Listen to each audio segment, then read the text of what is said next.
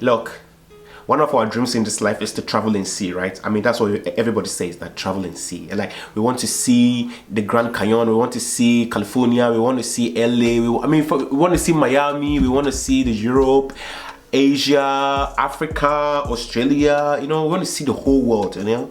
And I mean, traveling is very beautiful. I mean, I'm sitting here, I want to see a lot of places in the world before I die, you know, in fact, before I turn 40, you know. So, you know, we always want to see all these things, but the problem is that not all of us are actually like granted or blessed with visa-free countries. You know, some of us, especially from Africa and Asia, we tend to be screwed a lot because most of us need visas to go to these countries, you understand? Maybe if you're from Europe, that's a little bit different, or maybe from America, or maybe from Australia. But Africa and Asia especially, like today, my vlog for today is actually targeting the Africans and then the Asians, especially because we get a lot of screwed, you know, when it comes to getting visas, you know, to go to these countries. So today, I'm going to give you guys some tips or some mistakes we do why our visas are always denied, okay? Yeah, so don't go anywhere. Crispin got you covered. I'll be right back.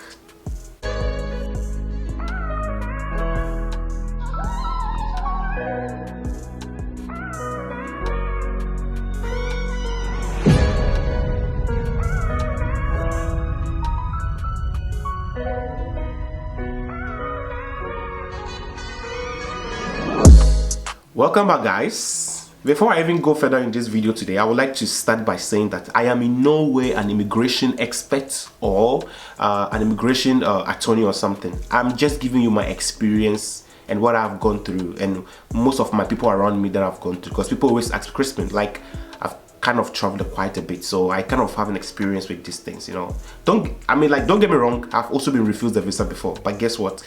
I went back home, I sat down, I shared some little bit tears, you know, but I sat down and I did my homework and I came out very good. So I just want to share a little, like, this is my free gift to you guys. I mean, yeah, if in case you are actually from Africa or Asia and you really want to travel. So let's not waste much time. In case you are new to my channel, please don't forget to subscribe. It's Crispin Godwin, or this is the Hey Crispin, you know. And of course, to my old subscribers, I love you guys, my Crispinators, I call them like that. So you guys have been supporting me throughout the year, and I'm so happy with you guys. And of course, I'm happy with the new ones also. Please don't forget to subscribe, share and like, and share to your families and your friends, your girlfriends, your exes, your current days, and you know, your slave coins. Share it to everybody for me, okay? All right, guys, let's get into it. So number one, we're going to be talking about your past criminal records. Yeah, it's one of the big mistakes why visas are always rejected. Look, you know, especially if you want to travel from maybe Africa or Asia, in fact in the whole world, to another country that requires a visa, okay, one of the things they really want you to be honest with, it's your criminal background, because you know, most Western countries can't stand rapists, drug addicts, trafficking, you know, all this kind of illegal stuff. So you really have to let them know if you really have this. And in some countries, before you even leave the country, you really have to do a thumbprint. You have to go to the police station to get. I did it. I had to get a criminal records. I mean, obviously, I have no any like criminal records in Ghana, but I mean, I had to go to the police headquarters to get that thing, and it's not cheap. You have to pay some dollars, you know. I mean, in Ghana we call it 250 Ghana cedis. You do the math. I don't know what 250 Ghana cedis is in your currency. It could be, I don't know, $50, $10, 50 euros, 10 pounds. I don't know. So you do the conversion. I'm not gonna go there. So yeah, it is not free. You have to pay some money. So yeah, number one, your past criminal records is very, very important. If you know you've been to jail before, please go back and let them know, or get something from the headquarters for them to see that at least once upon a time you were in the bad state and you actually landed in this situation.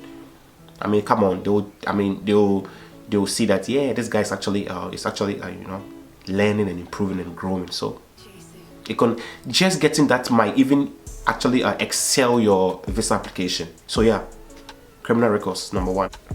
And number two, false documents. Man, this is what I actually get pissed off, you know, anytime I talk about this, you know. I mean, why would you take someone's travel documents and go to the embassy to apply for a visa? I mean, like, what were you thinking? Like, sometimes I hear stories or I read on the internet that this guy has been like used and fake identity to, like, I'm like, what? Like, in this 21st century, who uses fake ID cards and fake identities to go to a consulates and embassy. I mean, it's not done anywhere, but people still do it. I mean, there are people who are crooked outside there, so just be very careful. Yes, and embassies have a way of actually fishing out the fake and forgery and the fraudulent documents, so be very careful. Number 2, if you don't have it, wait till you have it before you go to the embassy, because who knows, they might not reject you, they might arrest you, and some countries will actually ban you. I think UK banned you for 10 years if you happens to hold a fake identity. So to save all these troubles, if you don't have it, just stay. I mean, life is not a competition. If you don't have it, just wait. You don't have to use somebody's documents to travel. Okay? Yep. And number 3, I would like to talk about insufficient funds, or maybe you haven't really expressed yourself or like your planned trip, you know. Now, this is the thing. Look, these embassies have a way of like, I don't want to say they're therapists or maybe like they're psychologists or something, but see, think about it. If you really want to travel to maybe let's say you want to go to Europe, okay, and you are from Ghana, okay, you are in your 20s. I wouldn't even use the age. Let's just put the age somewhere. You're very young, like a very vibrant guy or a lady, and you want to travel from Africa or Asia to Europe, and you have this millions in your and you have this millions sitting in your account, okay? You are not working, you are not a student, you have no family, you have no children, but you have this money sitting in your account. How did you get it? You understand? You really have to accumulate for that. Like, you really have to account for that. Guys, you want to travel, okay? Sit down, do your homework, know where you're going to, your flight itinerary, what you'll be doing. You know, embassies want you to like, they want you to sit down, let them know, like, make them believe that, okay, Monday I'm doing this week I'm doing this, Wednesday I'm like, every day of the week they want to know what you'll be doing. Like, you're not just going to stay in a hotel and just be lying and just watching the ceiling like this. No, you have to really prove to them that I really want this trip. Like, I need this trip, I need this getaway, I need to see these people, I need to do this. You know, they really want to know the main purpose of for the trip. Now, bear in mind, there are some embassies, they can actually give you the visa based on what you said you're going to do, and if you go and you change it, they can actually bounce you. I've seen it before. It happens to some people. You know, you go like, oh, I'm going for a trip, meanwhile you're going to maybe to marry. You know, they can actually fish it out and then just fuck you up, you know. So just be careful. Make your plan up that I'm going to Europe, I'm going to maybe Italy, and I'm going to do sightseeing. Let it be like you're going to do sightseeing.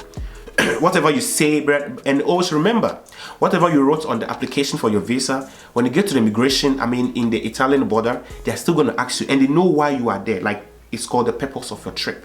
They know why you are there. So if you change your story there, trust me, I won't be surprised if they return you back on the next available flight back to your initial departure. So guys, just be very careful. Have it written down. Whatever you say on your application, you are doing the same thing. All right.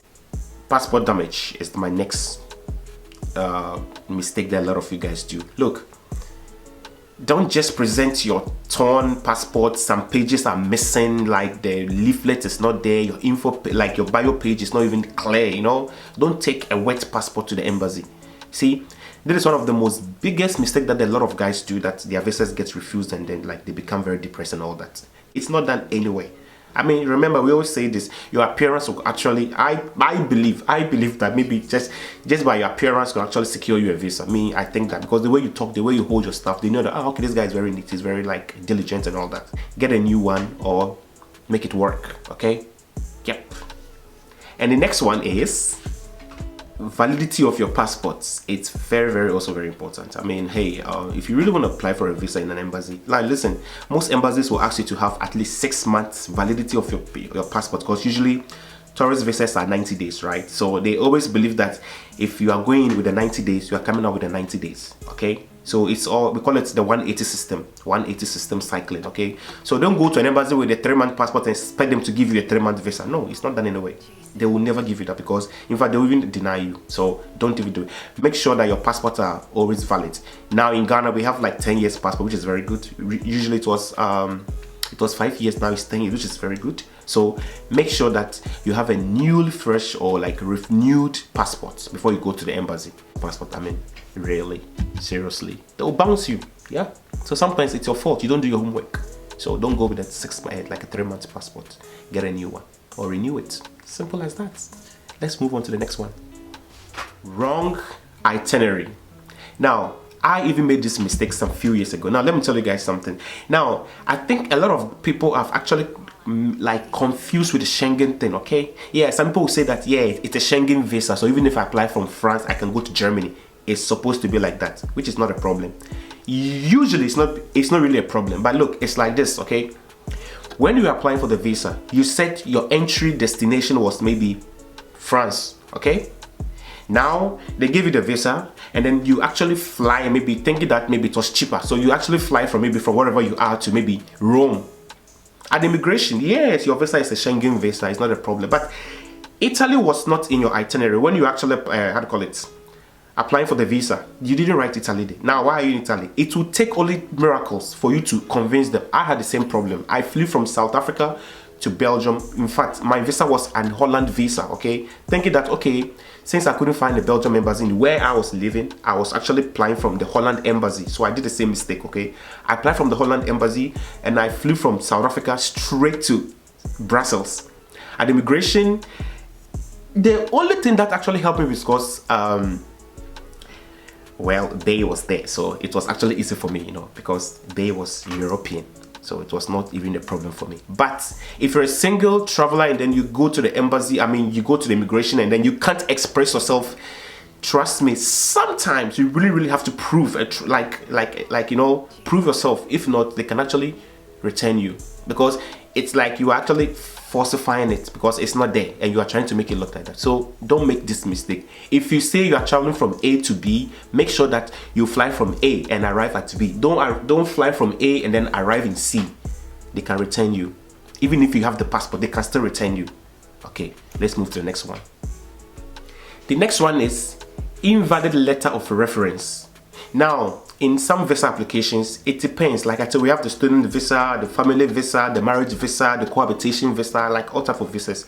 Maybe going for work visa, you know. Some visas will require you to have a reference, at least 2 references. Now, who is a reference? A reference is maybe somebody, maybe your employer, okay? Maybe your boss, okay? Such people can actually write a letter for you. Even your teacher or like your colleague, your like your lecturer can actually write a letter for you, you know, for you as a, like with a letterhead. Don't just write on the paper or just type on the computer, take to the embassy. No, you should have like a letterhead of the company. They have to have the opening letter, the salutation, the ending letter, you know, like let it be, you know, you know, just make sure that there's no any typing mistakes. Your letter is always good, you know, like have good references. Don't just give it to your uncle or your auntie to write it for you. No, they want to see.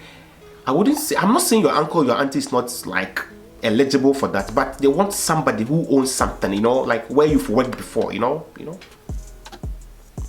Yeah, so they want some, you know, yeah. So get somebody who has actually established he or himself, okay?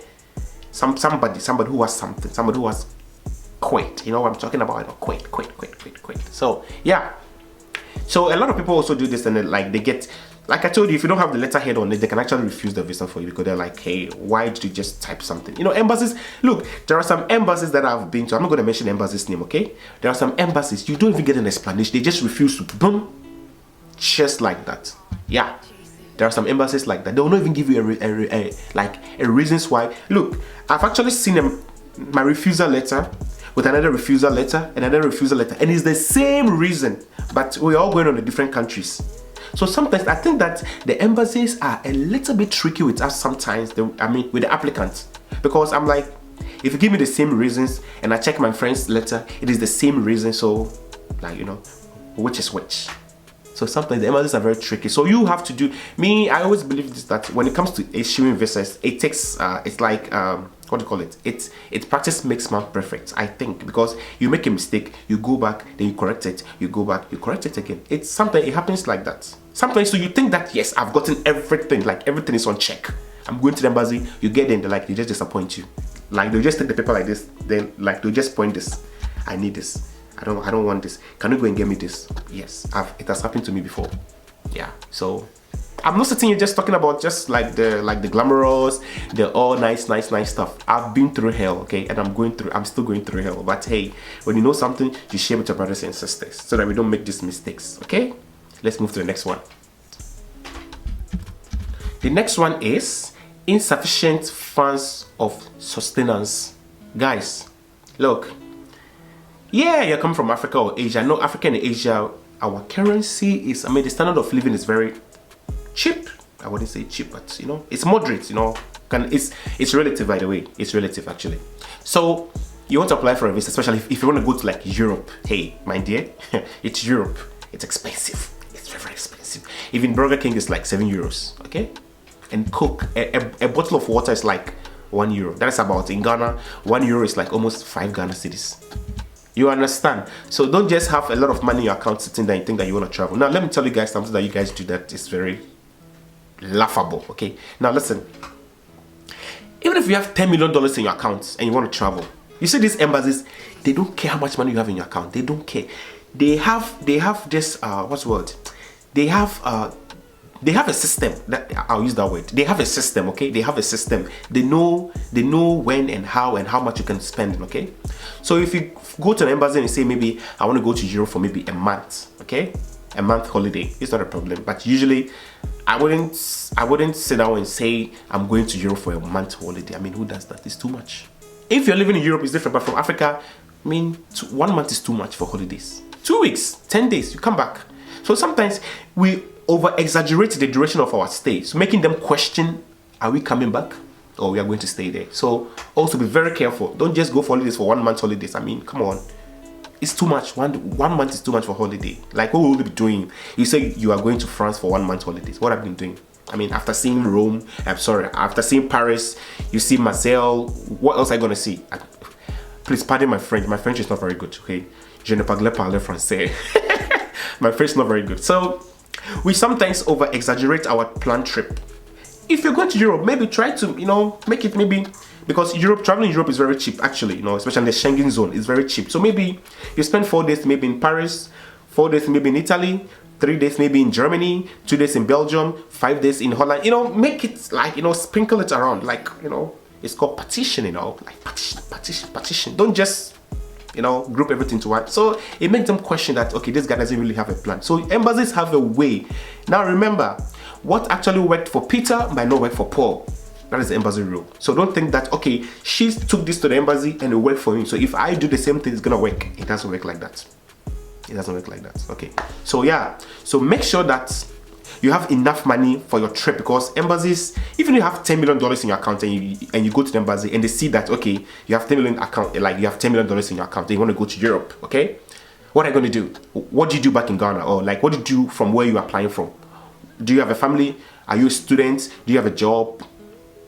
So get some assets, some liability, you understand? Get some properties, like you have something that can actually hold you, you know, like family or properties, you know, that's when you go, you're coming back. Don't just have 10 million sitting in your account and expect them to give you the visa. No, it doesn't work like that.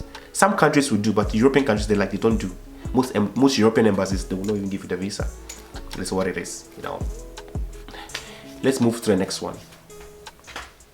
The next one I'm going to be talking about is the birth certificate and then the marriage certificate. I'm going to join this together because usually like they go together, okay? Sorry. So guys, now I want to try and say this, okay? Most people apply for a visa to travel, I mean to marry. I've seen it before. People travel, like we have a visa actually called like marriage visa, especially in the UK or in Europe is there, or in South Africa is very common there. So you want to go to maybe South Africa or maybe Europe to actually get married, okay? From Ghana, I'm from Ghana, so I always like to use Africa for example. Look, don't just take the one that they give it to you when they give birth to you, you know, that one is old. Go for the new one, okay? Legalize it. Take it to embassies. Always like legalized stuff. Don't just take your paper like this and go to the embassy. They're not gonna mind you, okay? They want your documents to be legalized all the time, like your birth certificate, your driving license, your marriage certificate, you know, this death certificate even. I mean, if you're a widow or you're like you're what's the word? You're a widower, okay? They want your documents to be legalized, so always make sure that your documents are legalized. If not, your visa will be refused, like straight up. Let's move on. The next one I'm going to be talking about is the travel insurance. It is very, very important, okay? Especially if you want to travel to. In fact, these days, every country asks for travel insurance now. I used to think it was only Europe. It's everywhere. At first, the first time I heard that, I'm like, but I'm going for 2 weeks holidays. Why do I need the travel insurance? And then I was like, okay, anything can happen. anything can happen. So European, especially Euro visas, they always want you to be on the safer side. Anything can happen. The pilots or the planes are not human beings. They are not God, and they are human beings like you, except that they're the ones taking you to their country. Okay, anything can happen. So they always want you to be secured. If anything happens to you, the airline is gonna be like, I don't want to say support you, but assist you in anything that happens, like loss of luggage and all that. Luckily, I've never experienced that before, so I can't talk a lot about that. But what I know is that travel insurance is always very, even if you are spending 1 week in the country, it's very important. Always get a travel insurance. Proof of accommodation is my next one I'm going to be talking about. Yeah, proof of accommodation. Now guys, you want to travel, okay? Fine, no problem, you can travel. The embassies will give you the visa, no problem. But make sure that you actually, you know where you're going to stay. If you are going to stay in a hotel, you have proof of it. If you're going to stay with family and friends, you have proof of it, okay? If you want to stay in a guest house, you have proof of it.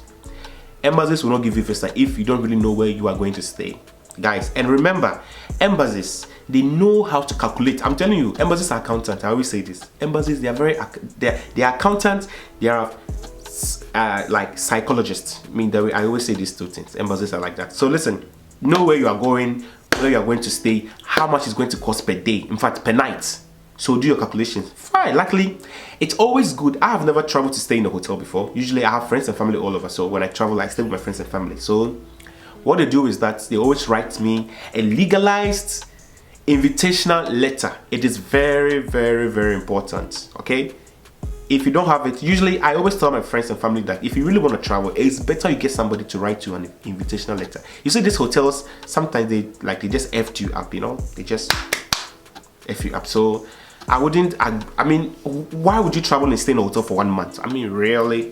From Africa? I mean, come on, you have Africans all over the world. I mean, all over the place. I'm just saying that I don't know anybody. I'm just saying, So if you have family and friends, it's actually easier than staying in a hotel. I mean, sometimes the hotel, they have to write a letter and all that, but the friends and family can just write it and sign it and then send it to you. By legalization before, then you take it to the embassy, then you submit. In your hosts should include like the light bill, like utility bills, the bank statement, where he's working, invitation letter, you know how it is. You have to write the name of the person, the invitee, like the host, the guest, how you met the person, who the person is to you, how are you guys related, all these things are very important in the letter. You have to outline everything for the embassies. Like, embassies are not there, okay? You are the one presenting yourself at the embassy, so you really have to do the homework. Whoever is inviting you, I had the same problem, okay? Bay was inviting me, but Bay was not in the embassy. It was me. Everything was me. I was the one that was being asked all the questions. I was the one in the embassy. Okay? So and remember, you're not going to see the consulate. I've not even seen the consulate before. How does the consulate look like? I don't even know. What I know is that I go to the embassy, they're just nice, sexy girls sitting there. You give the documents to the person, then you just go home. That is it. If it's ready, they give it to you. If my consulate is man, a woman, I don't even know. You understand? So make sure that you are doing your homework and look very nice when you go to the embassy. Don't just dress anyhow. I see people wearing slippers to the embassies. Come on, really? You're going to an international, property. Look nice. Look suitable. Look attractive. Don't just look anyhow and go to the embassy. Sometimes your appearance. Remember, there are cameras everywhere. So how you look and what you say. Some of you just talk anyhow in the embassies. It's not nice. You understand? Go to the embassy. Be like a gentle person. Sit like this, Be in a zen mode. Namaste, okay? And wait for your turn. Don't just be rushing all over the place. And luckily, these days, most embassies have cafes, like internet cafes and restaurants, actually. So if you are missing documents, you can just go to the internet and just print it out and then just submit before you leave the embassy. And most embassies opens at 8 o'clock and close it at 12 midday. So you have to always be careful. You have to book an appointment. I remember most of the VFS websites, it's these days you don't even have to book an appointment. You can actually enter, but now because of Corona, so I think maybe things have actually changed. I don't know. Yeah. So yes. So my last one I'm gonna mention is overstaying. Yay, Africans and overstaying. We love it. We love overstaying. Forgive my African brothers and sisters. We love overstaying. They give you 10, you stay 20. They give you 20, you stay 30. My people, I salute you. I bow down. Yes, guys, overstaying You see these embassies, what they hate is overstaying. He now doesn't want to give you the visa in the first place. Now he has given you the visa and then you went and then you have overstayed. Really? Like Etoile? Really? Are you for real? Like right now? No, embassies don't like that. So guys, please make sure that you don't overstay your visas, okay? Some countries will even allow you to extend. I remember when I was in South Africa, I used to go to South Africa with 3-month visas. And you know, in South Africa, if you apply for a 3-month visa from your Ghana country, like from your departure, you can actually extend it in South Africa. So, because I know that I'm going to see Bay, I was always applying for 3-month visa. So when I go to South Africa, I go and I renew for another 3 months. So I get 6 months in a duration. That's what I was always doing, because the embassy in Ghana will not give me 6-month visa. So that's what I do. But not all countries will allow you to renew. I think in Schengen countries, in the Schengen zone, if your visa finishes, you cannot renew it. The good thing about me is that when I came to Europe, I had a multiple entry visa. So meaning I can go and come, go and come, go and come. Okay? So if you don't have that, and yeah, so be very careful. Don't overstay. They don't. Look. There are some embassies. Okay. I mean, in fact, there are some countries. If you overstay the day of your departure from the country, okay, you have to pay a fine. And guys, please make sure that you don't overstay your visas. Please. It's very. It's rude and it's very unacceptable in most embassies. Look, just overstaying for one day, you know, without no reasons can actually like cancel your entire life visa from going back to that country again. Okay, so make sure that no matter what, you don't overstay unless something happened, maybe like an accident, okay, something that you couldn't actually control. If not that, please don't overstay. Okay, guys, I would just like to summarize everything that I said. That look, the traveling situation in Africa, like where we come from, we get a little bit screwed, especially when it comes to visas. Sometimes we think we are not being treated well, or we are not being fair, like they are not being fair with us, you know, sorry. I mean, but sometimes you also have to sit down and just do the homework and see that, my God, what I'm doing, is this good? Is this okay? Would they accept me or this or that, okay? I think they always want to give everybody visas, like the free opportunity to everybody, okay? But sometimes your story is so good to be true, okay? So that's why they like, you just reject the visas and applications and all that. Before I end this topic, I would like to say this. Look, the visa thing is somehow not favorable to some people. I think some people are treated unfair, poorly, you know, like, I wouldn't say discrimination, but you see, sometimes you can even have $10,000 in your account, and if you have no proof to show it, like if you have no family in Ghana, you have no children, you have no wife, you have no family, you have no company or a property, and you have this, embassies can still refuse the visas because they're like, okay, you have all this money, you are going, what are you going to do there? Are you coming back? You know? So like, they look at all these things. That's why I said, this consulate or embassies, they always, to me, I call them, they are therapists, they are psychologists, because like they can read you, even though you are not there. By just seeing your papers, they can actually read you. So, and these days, most embassies, actually in the olden days, you really have to use a pen to actually fill your forms, right? But these days, most of the embassies have online. You have to fill the forms electronically, okay? So make sure that there's no any error, you know. Make sure you have the right documents. Even if you have to do medical checkup, do it in few weeks prior to your application submission, okay? And prepare your documents, gather everything before you even go to the embassy, so that you don't have to go and come. You know, if you do that, you stress yourself and you also stress the people at the consulate or the embassy. These days, it's actually very easy, because all you can do, just go. They'll just give you what they need. They call it the checklist, okay? They'll give you what they want. Then you have to just provide all those things. It's very simple these days. So there are some petty mistakes that you really don't have to do, okay? No embassy will deny you a visa if you have the right documents. I don't think there's any embassy who will deny you unless you have overstayed or you've done one of the things that I was talking about. If you have a criminal past, you have overstayed, sometimes it's difficult for them to actually grant you visas. But who says, I mean, try, you know, anything can happen. And I would like to also add that, for example, in Europe here, most of the visas are very easy to get, especially student visas are very easy to get. And then family visas. Now, if I say family visas, I'm talking about family reunion. In Europe here, for example, I live in Belgium, so I use Belgium as an example. Most of my friends that I know in Belgium here, they came here through their family or their mom or their dad or their parents stay in Europe. So they actually filed for them, then they brought them. You see, such process is actually easier. All you need to do is just produce your passport and then your blood test, and you know, some small things that usually you, the applicant, it's not even provided a lot because your parents are doing everything for you, okay? So the family visa and the student visa, sometimes it's one of the most easiest visas to get. People tend to think that tourist visas are easy to get, but to me, I think it's not true. I think family visas, because tourist visa, you really have to prove, like you really have to perform that, yeah, I'm going, I'll be back, you know, prove your job, like your job history, you know, like your financial bank statement, you know, all these things, you understand? So just make sure that you have the right documents, and I don't think any embassy is going to you know, deny you a visa. Once again, I would like to end my topic for today, and I would like to say that, hey guys, thank you for tuning in to watch me as I always come every Friday to produce my videos and vlogs with you guys. These days I've been adding recipes, you know, yes. But I'm not a good cook, you know, so don't shoot me. So guys, if you're new to my channel, as I always say, don't forget to subscribe, like and share. If you have any questions, leave it in the comment section below. I'll reply you guys. And of course, I'm also on Instagram and Snapchat and Facebook. I use the same name, Crispin Godwin. Guys, stay safe, it's still corona, and wear your face masks and sanitize your hands, and you know, let's keep this real, because corona is still real. I mean, it's still in the system. Just stay home, you know. Do what you can do, you know, just make something, you know. You call it DIY, do it yourself, you know, create something, you know. I love you guys, and stay blessed. Once again, I'm out of here. Bye bye.